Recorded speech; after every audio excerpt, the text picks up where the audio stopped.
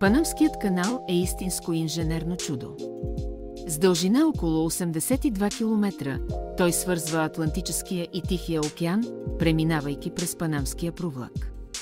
Строителството му е започнало през 1904 година и е завършено през 1914 от Америка, след неуспешен опит от страна на Франция.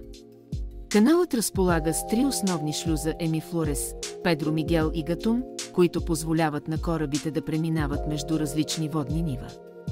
През 2016 година завърши голям проект за разширение, който увеличи капацитета му за по-големи кораби. Всяка година над 13 000 кораба преминават през канала, което го прави ключов за международната търговия. Интересно е, че един кораб обикновено преминава канала за 8-10 часа. И не на последно място, част от канала е изкуственото езеро Гатун, едно от най-големите в света. Панамският канал не е просто воден път, а истински символ на човешката изобретателност.